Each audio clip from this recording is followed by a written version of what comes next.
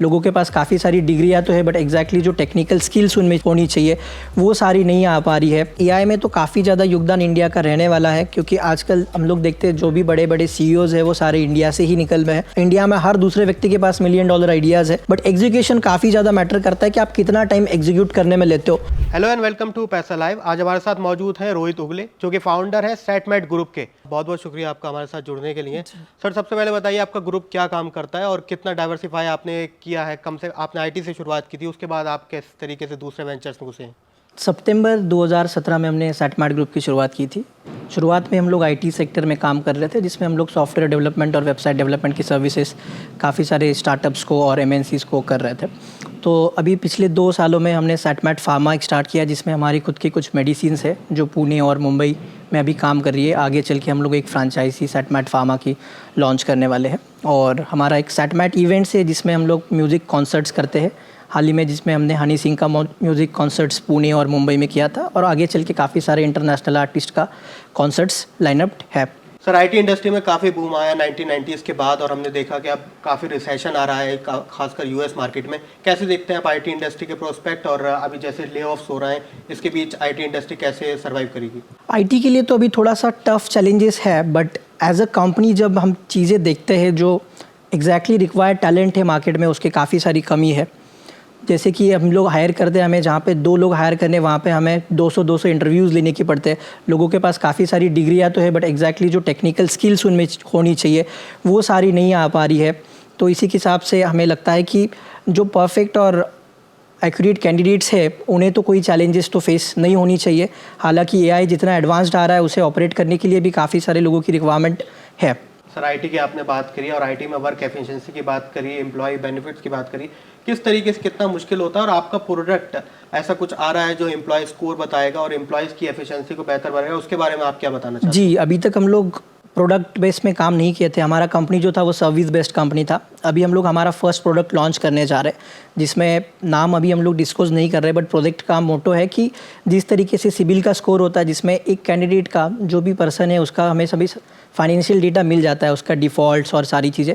उसी तरीके से हम लोग एक एम्प्लॉय स्कोर बना रहे हैं जिसमें काफ़ी सारे चैलेंजेस का सोल्यूशन मिल जाएगा। जैसे कि एम्प्लॉय कहाँ पे काम कर रहा था, उसकी पिछली वाली सैलरी कितनी थी, उसका अटेंडेंस क्या था, एचआर के रिमार्क्स क्या थी, इसके ऊपर हम लोग एक स्कोर बना रहे हैं। तो जिससे काफ़ी सारी कंपनियाँ जब हायरिंग कर रही है तो उनको बैकग्राउंड वेरिफिकेशन का प्रोसेस ईजी जाए और लोग काफ़ी सारे फेक डॉक्यूमेंट्स लेके आते हैं, वो फेक डॉक्यूमेंट्स उनको वेरीफाई करने में ईजीएस्ट हो। सर, आपने बियॉन्ड लाइफ एक प्रोडक्ट लॉन्च किया था जो एसिड्स को मैनेज करता था आफ्टर डेथ। वो किस तरीके का प्रोडक्ट है और आप उससे कितना बड़ा विजन देख रहे हैं कम से कम फिनटेक वर्ल्ड के या उसके आसपास? जी, फिनटेक में हमारा जो विजन है बियॉन्ड लाइफ में हमारा ये मोटो था कि हमने देखा काफ़ी सारे लोग से जो रूरल सेक्टर से आ रहे हैं, अर्बन में जॉब कर रहे हैं, बिजनेस कर रहे हैं, उसके साथ ही टर्म इंश्योरेंस लेते हैं, इन्वेस्टमेंट करते हैं बट उनको हमें लगता है कि सारी चीज़ें उनकी फैमिली को पता नहीं होती है या फैमिली अगर इनसर्टन अगर कुछ डेथ वगैरह हो जाता है तो वो उस समय पर कैपेबल नहीं होती कि उसके लिए वो क्लेम सेटल करे और सारी चीज़ें याद करे। तो हमने एक प्रोडक्ट बनाया है बियॉन्ड लाइफ। उसमें हम लोग एक 599 रुपीज़ का ईयरली जस्ट सब्सक्रिप्शन लेते हैं जिसमें सारी एसेट्स हम लोग कस्टमर की फेच करके उसमें सेव करते। सेल्फ वेरिफिकेशन हम लोग 3 महीने में हर लेते हैं कि कस्टमर हमारा जो है वो सही सलामत है। अगर उसका कोई रिस्पॉन्स नहीं आता है तो वो समय हम लोग उनके नॉमिनी को रीच आउट करते हैं। अगर नॉमिनी के पास से अगर हमें पॉजिटिव रिमार्क मिलता है तो हमें अच्छी है, खुशी है। अगर नॉमिनी की तरफ से अगर नेगेटिव रिमार्क मिला तो हम लोग आगे की हमारी प्रोसेस जारी करते हैं जिसमें हम लोग सारे क्लेम्स, इंश्योरेंस, एसेट्स वगैरह वो फैमिली को, उनके नॉमिनी को सेटलमेंट हम लोग करवाने की सारी जिम्मेदारी उसमें लेते हैं। तो इसमें ये होगा कि बहुत सारी चीज़ें आजकल अनक्लेम्ड LIC होती है, पॉलिसीज़ होती है, टर्म इंश्योरेंस होते हैं, तो ये सब फैमिलीज़ को हेल्प मिलेगा कि उनके एटलीस्ट सारी जो एसेट्स है वो उनके नॉमिनी तक पहुँच पाएंगे। सर, आपने अनक्लेम एसेट्स की बात करी, अभी कुछ टाइम पहले आंकड़ा आया था करीब 80 से 90 हज़ार करोड़ के एसेट्स अनक्लेम थे। किस तरीके से देख रहे हैं अब जो गुजर चुके हैं, जिन लोगों के पास ऐसा नहीं करा पाए, उनके लिए भी कोई सर्विसेज है इसमें? जी, उनके लिए भी है हमारे पास। जैसे कि हमारे पास एक फीचर है जिसमें आप पैन नंबर डाल के आपकी एसेट सारी फेच कर सकते हो। अगर आपके फैमिली में अगर किसी की डेथ हुई है तो उनकी आप सारी डिटेल्स फेच कर सकते हो और उसमें हमारी लीगल टीम आपको पूरा सपोर्ट करेगी सारी प्रोसेस में वो एसेट्स क्लेम करने में। सर इंडिया में डिजिटल डिवाइड की काफ़ी बात होती है, आपने एक ऑर्गेनाइजेशन के साथ पैक्ट किया था इंडिया में रूरल खासकर इंफ्रास्ट्रक्चर को बेहतर करने में, उसके बारे में बताइए और कितना बड़ा विजन है सर वो? जी, हमने काफ़ी सारी वही चीज़ देखी कि रूरल में हम लोग डेवलपमेंट के लिए चाह रहे हैं, जिसमें हमने देखा कि रूरल में जो एजुकेशंस आ रहा है एज़ पर द सिलेबस वो काफ़ी अपडेटेड नहीं है, हमारा सिलेबस काफ़ी आउटडेटेड हो चुका है।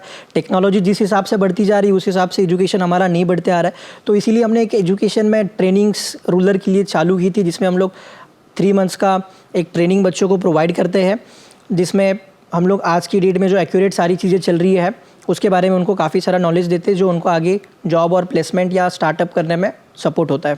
सर आपका ग्रुप पुणे और इंदौर में बेस्ड है, इन दोनों सिटीज़ में आप कितना फ्यूचर प्रोस्पेक्ट देख रहे हैं, खासकर बेंगलोर और हैदराबाद के बाद जो आईटी सेक्टर जा रहा है उसमें कितना बड़ा इन दोनों शहरों में आप उम्मीद जी, देख रहे हैं? आईटी में बैंगलोर तो काफ़ी अच्छा है, but Pune is also growing city, और ख़ास करके हमें फ्यूचर दिख रहा है आगे चल के इंदौर में। अभी काफ़ी सारी कंपनीज इंदौर आ रही है और जो स्किल्ड लोग चाहिए वो इंदौर में हमें इजीली मिल जा रहे हैं, क्योंकि बहुत सारे लोग बैंगलोर और पुणे से थोड़ा सा परेशान है कि cities are much crowded, pollution, बाकी सारी चीज़ें आती है। तो वो हिसाब से हमने हमारा आगे का स्टेप इंदौर रखा है। सर आपकी एक इवेंट कंपनी भी, उसका क्या काम रहता है और इवेंट को लेकर आप कितना बड़ा मार्केट आगे इंडिया में देख रहे हैं, खासकर लाइव इवेंट्स काफ़ी बढ़ने लगे हैं अब? जी, लाइव इवेंट्स में एंटरटेनमेंट में हमने देखा काफ़ी अच्छा स्कोप है। पीपल्स आजकल बहुत ज़्यादा एंजाइटी या बोर होते हैं, हम लोग बोल सकते हैं कि आजकल कॉमेडी शोज़, लाइव एंटरटेनमेंट की काफ़ी सबको ज़रूरत है। तो इसी हिसाब से हम लोग बड़े आर्टिस्ट के साथ हम लोग उनको लाने की कोशिश कर रहे हैं, बेस्ट टू बेस्ट हम लोग क्वालिटी दे पाए। सर आईटी सेक्टर में आप क्योंकि काफ़ी टाइम से अब 7 साल होने को आ गए, क्या देख रहे हैं इंडिया की, क्या कितनी बड़ी उम्मीद बन रही है और खासकर आर्टिफिशियल इंटेलिजेंस में कितना बड़ा योगदान इंडिया का रहने वाला है? इंटेलिजेंस एआई में तो काफ़ी ज़्यादा योगदान इंडिया का रहने वाला है, क्योंकि आजकल हम लोग देखते हैं जो भी बड़े बड़े सीईओज़ हैं वो सारे इंडिया से ही निकल रहे हैं। तो इंडिया में काफ़ी अच्छा टैलेंट है और मैं तो उम्मीद करता हूँ कि एआई में इंडिया का सबसे बड़ा हाथ होने वाला है। सर फार्मा कंपनी भी आपके पास है, फार्मा का एक्सपोर्ट काफ़ी पिछले कुछ सालों में इंडिया काफ़ी बड़ा है, कितना बड़ा आप देख रहे हैं उस मार्केट में और क्या ऐसी इनिशिएटिव्स है गवर्नमेंट कर सकती है या फिर पब्लिक कंपनी या प्राइवेट कंपनीज कर सकती हैं जिससे ये सेक्टर काफ़ी जाके आगे बहुत बड़ा बने? जी, फार्मा में आजकल काफ़ी ज़्यादा नीड्स है, जैसे कि हम लोग देख पा रहे हैं बहुत सारी नई कंपनीज़ भी आ रही है और डिसीज़ेज़ जिस हिसाब से बढ़ते जा रहे हैं तो बढ़ती प्रॉब्लम्स के साथ फार्मा कंपनीज़ को भी आगे आना होगा, नए नए इन्वेंचर्स करने होंगे। और दवाइयाँ में हम लोग देखते हैं कि बहुत सारी दवाइयाँ जो है साइड इफ़ेक्ट्स वाली जो क्रिएट हो रही है, तो हमारी कोशिश वही है कि हम लोग जेनरिक टू मतलब ईजी टू कम कॉज वाली मेडिसिन्स पे थोड़ा सा फोकस करें और उसे प्रमोट करें। सर स्टार्टअप फाउंडर्स को भी आप काफ़ी मदद करते हैं, क्या ऐसे आपके एलिमेंट्स रहते हैं स्टार्टअप फाउंडर्स में जिनको देख कर आप मोटिवेट करते हैं या फिर ऐसे कौन से फैक्टर्स होते हैं जिसको देख कर आपको लगता है कि ये बंदा जो है आगे जाके काफ़ी कुछ बड़ा कर सकता है?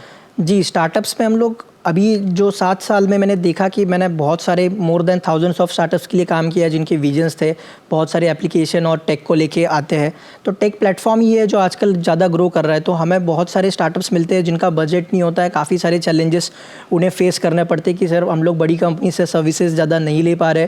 तो हम लोग उन्हें थोड़ा सा सपोर्ट करके, उनको कंट्रीब्यूशन करके, हमारी साइड से जो हमारी बिजनेस डेवलपमेंट की टीम है वो एनालिसिस करके हम लोग उन्हें सपोर्ट करते हैं बेस्ट टू बेस्ट और रिजनेबल रेट्स में, जिसके कारण वो आगे अपना स्टार्टअप्स बिल्ड कर पाए। सर आपने जो बुक लिखी विजन लिमिट्स, उसके बारे में कुछ बताइए, किस इंस्पायरिंग स्टोरीज को आपने उसमें कैप्चर किया? जी, मैंने विजन बिहाइंड द लिमिट में लिखा है कि खास करके मैं एक 7 साल से भी जो स्टार्टअप जर्नी कर रहा हूँ, मैं फर्स्ट जनरेशन बिजनेस पर्सन हूँ हमारी फैमिली में। तो मैंने जो चैलेंजेस फेस किए, जो मैंने गलतियाँ फेस की, मैंने उसके बारे में सारी चीज़ें मेंशन की है कि मैं चाहता हूँ कि जो गलतियाँ मैंने की है, द मिसमैनेजमेंट मैंने जो किया है, मैं चाहता हूँ कि ये बाकी और स्टार्टअप्स या एंटरप्रेन्योर ना करे। तो उसी के बारे में मैंने काफ़ी सारी मेरे रियल एक्सपीरियंसेस लिखे हैं, जो कि मुझे काफ़ी लोगों ने सलाह दी थी कि आप ऐसा मत करो, ऐसा मत करो, बट जो हमने नहीं सुना, हमने एक लाइटली ले लिया। तो वही चीज़ मैंने वहाँ पे मेंशन की है कि अगर हमें कोई अच्छा हमारा एडवाइज़र अगर एडवाइस कर पा रहा है तो हमें शायद वो राह सुन लेनी चाहिए उनकी। वही चीज़ें मैंने उसमें मेंशन की है कि मेरे सबसे बड़ी गलतियाँ क्या थी। सर यंग एंटरप्रेन्योर से जब आप मिलते होंगे, आइडिया कितना इंपॉर्टेंट है, फंडिंग कितनी इंपॉर्टेंट है और फंडिंग को लेकर कितना मुश्किल रहता है अभी फ़िलहाल अगर इंडिया में देखें तो? जी, मैं जो देख पा रहा हूँ कि आइडिया तो सबके पास है, जैसे मैं मानता हूँ कि इंडिया में हर दूसरे व्यक्ति के पास $1 मिलियन आइडियाज़ है, बट एग्जीक्यूशन काफ़ी ज़्यादा मैटर करता है कि आप कितना टाइम एग्जीक्यूट करने में लेते हो।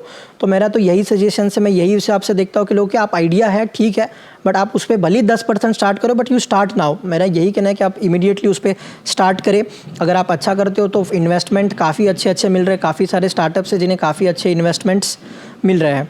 सर अभी आपका ग्रुप कई सेक्टर में जा चुका है, आगे ऐसे कौन से सेक्टर्स हैं जहां आप एक्सपेंशन के बारे में सोच रहे हैं या फिर ऐसे सेक्टर्स में जाना चाहते हैं जहां आपका निजी इंटरेस्ट हो या फिर बिजनेस अपॉर्चुनिटी हो? जी, हमारा आगे का प्लान है, अगर जैसे हम लोग भी प्रोडक्ट लॉन्च कर रहे हैं, मैंने जो बताया एम्प्लॉय स्कोर और बियॉन्ड लाइफ के रिगार्डिंग, उसके बाद हमारा नेक्स्ट प्रोस्पेक्टिव हम लोग एनर्जी के बारे में सोच रहे हैं। सोलर एनर्जी के बारे जी। में या फिर इससे जुड़ी कोई और सोलर एनर्जी के बारे में ही हम लोग सोच रहे हैं। आप यंग एंटरप्रेन्योर्स को क्या कहना चाहते हैं अपने निजी एक्सपीरियंस से, और जैसे आपने इंडस्ट्री अभी देख रहे हैं, क्या वो कमियां हैं और क्या इसमें सुधार हो सकता है? मैंने वही चीज़ मैं फिर से बताना चाहूँगा कि कमियाँ जो मैंने देखी कि आइडियाज़ तो काफ़ी लोग डिस्कस करते हैं बट उसे एग्जीक्यूट नहीं करते, उसे इमीडिएट एक्शन में लेके एग्जीक्यूट करना काफ़ी ज़्यादा ज़रूरी है। और मेरा यही एडवाइस रहेगा कि आपको जितनी जल्दी आइडियाज़ आ पा रहा है आप उसे एग्जीक्यूट करिए। सोशल सर्विस में भी आपका काफ़ी योगदान रहा है, उसका एक्सपीरियंस कैसे आप शेयर करेंगे? जी, वैसे मैं सोशल एक्सपीरियंस जो है मैं पब्लिकली या फिर सोशल मीडिया पे हाईलाइट नहीं करना चाहता, बट मुझे उसमें इंटरेस्ट है क्योंकि मुझे उसमें थोड़ा सा अच्छा लगता है, तो मैं जितना भी बेस्ट पॉसिबल है अपने साइड से करते रहता हूँ। थैंक यू सर हमारे साथ बातचीत करने के लिए। आपके साथ एक्सपीरियंस काफ़ी अच्छा रहा आपका, आपने काफ़ी इंसाइटफुल व्यूज़ शेयर करे अपने बिजनेस को लेकर, अपने ग्रुप को लेकर। थैंक यू सर, आपसे बात करने। जी, थैंक यू।